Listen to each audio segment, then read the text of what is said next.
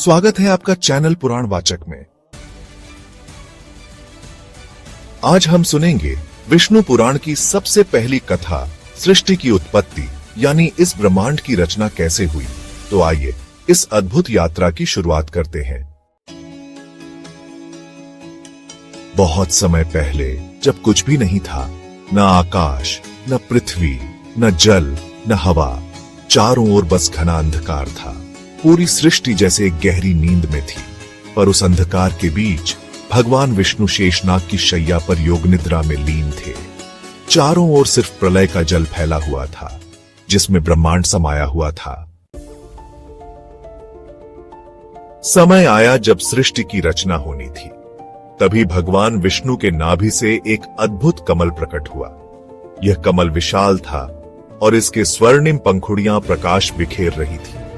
जैसे ही यह कमल पूरी तरह खिला, इसके मध्य में 4 सिर वाले ब्रह्मा जी प्रकट हुए।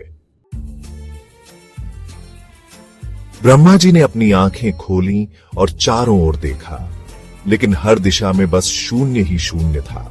न कोई धरती थी, न आकाश। वह समझ नहीं पा रहे थे कि वे कहां हैं और क्यों उत्पन्न हुए हैं।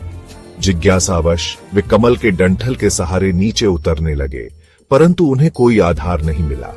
अनंत अंधकार के सिवाय कुछ भी नहीं था। इसी असमंजस में उन्हें एक दिव्य आकाशवाणी सुनाई दी, तप तप यानी तपस्या करो।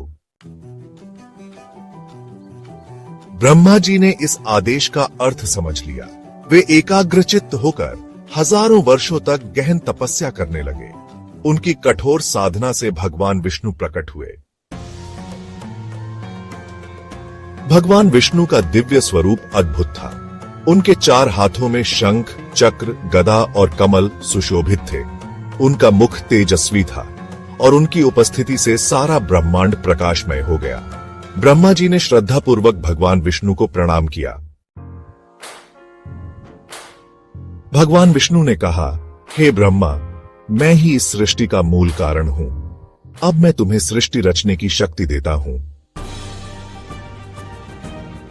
इतना कहकर भगवान विष्णु ने ब्रह्मा जी को वेदों का ज्ञान दिया, जिससे वे सृष्टि की रचना कर सके। अब ब्रह्मा जी ने सृष्टि निर्माण का कार्य शुरू किया। सबसे पहले उन्होंने पंचमहाभूतों पृथ्वी, जल, अग्नि, वायु और आकाश की रचना की। फिर स्वर्गलोक, मृत्युलोक, पृथ्वी और पाताल लोक बनाए। इसके बाद देवता, असुर, ऋषि, यक्ष, गंधर्व और अन्य जीव उत्पन्न हुए।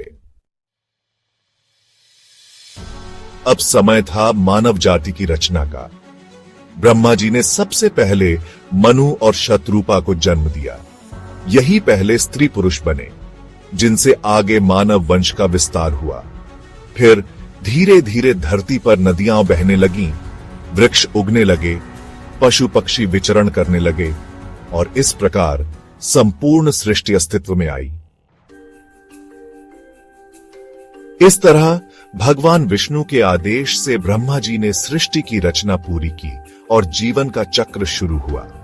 विष्णु पुराण के अनुसार जब जब सृष्टि पर संकट आता है, तब भगवान विष्णु अवतार लेकर धर्म की रक्षा करते हैं। जय श्री हरि।